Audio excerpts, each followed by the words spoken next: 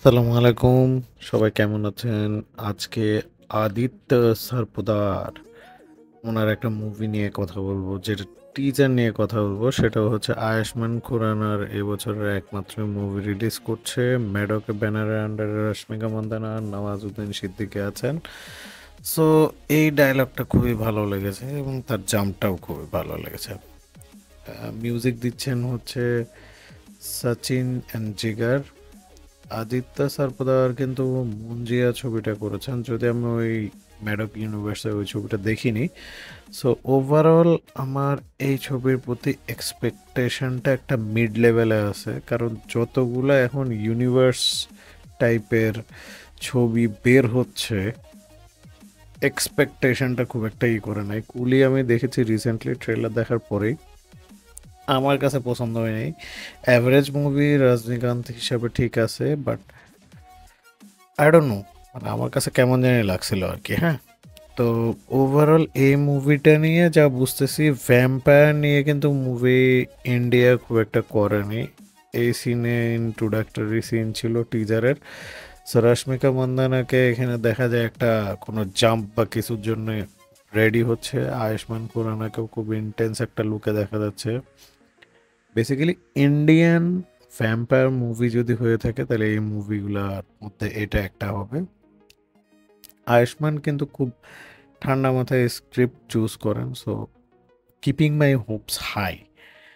যদিও ম্যাডক অনেক ক্যালকুলেটিভ ভাবে ছবি করে, so let's hope for the best. আমার কাছে মনে হয়েছে তো ম্যাডকের এই জিনিসটা হচ্ছে ভ্যাম্পায়ার লাভ স্টোরি এবং ব্লাডি লাভ স্টোরির উপর করেছে। এখন ভ্যাম্পায়ার আসলে কে হবে জানি না, কিন্তু ভিলেন হচ্ছে নওয়াজুদ্দিন সিদ্দিকী। টিজারটাও ছোট্ট একটা টাইটেল টিজার দেখিয়েছিল, ওটাও খুব ভালো ছিল। এখানে বেশ কিছু গ্রাফিক্সও আছে ট্রেলারটাতে।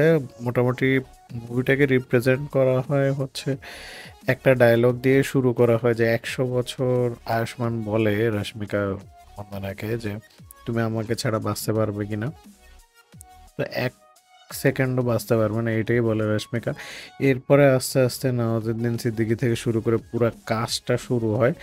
ওভারঅল কাস্টিংয়ে কিন্তু আমি খুব একটা আলাদা কিছু দেখছি না, কিন্তু এই কেমিস্ট্রিটা কখনো হয়নি রশ্মিকা এবং আয়ুষ্মান খুরানার। নওয়াজুদ্দিন সিদ্দিকী ইয়াকশা হাসান হিসেবে আছেন। আর রশ্মিকা মন্দানার নামটা একটু অদ্ভুত লেগেছে, টাডাকা নামে আছে মনে হয় যতটুকু জানি। পরেশ রাওয়াল আছেন। সাপোর্টিং কাস্টে কিন্তু অনেকেই আছে, ক্যামিও থাকতে পারে বারিয়ন দাওয়ানের। মালাইকা আরোরা একটা আইটেম নাম্বারে আছে। মিউজিক দিয়েছেন হচ্ছে সচিন জিগার, রাইটার হচ্ছে নীরেন ভাট, সুরেশ ম্যাথিউ অ্যান্ড অরুণ ফুলারা, এবং ফয়সাল মল্লিক আছেন, যিনি আপনার বলতে পারেন হচ্ছে পঞ্চায়েত সিজনের ফেভারিট একজন অ্যাক্টর হিসেবে আছেন। তো ওভারঅল এখানে দেখা যাবে হচ্ছে ভ্যাম্পায়ারের একটা সেগমেন্ট, এটা কিভাবে ম্যাডক ইউনিভার্সের সাথে আগায়, সেটাই হচ্ছে পুরো থামা সিনেমার একটা টোটাল রিভিউ। তা আমি না, এখনো আপনি আমার গলা ভয়েস শুনতে পাচ্ছেন, রিসেন্টলি ট্রেলারটা দেখেছি বা টিজারটা দেখেছি, কিন্তু তেমন এক্সাইটমেন্ট আমার হয়নি। আমি আই ডোন্ট নো, মিউজিকটা ওকে, মানানসই। সচিন জিগার মানানসই একটা মিউজিক দিয়েছেন। ডায়লগগুলা এখনো কিছু এটা রিভিল করে নাই, দিওয়ালিতে যেহেতু রিলিজ করবে আর কদিন পরে, এবং একটা বেয়ার চেস আছে।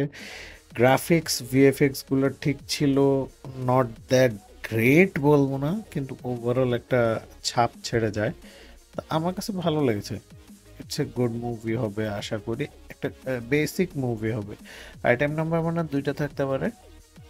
তো ওভারঅল দেখা যাক কি হয়।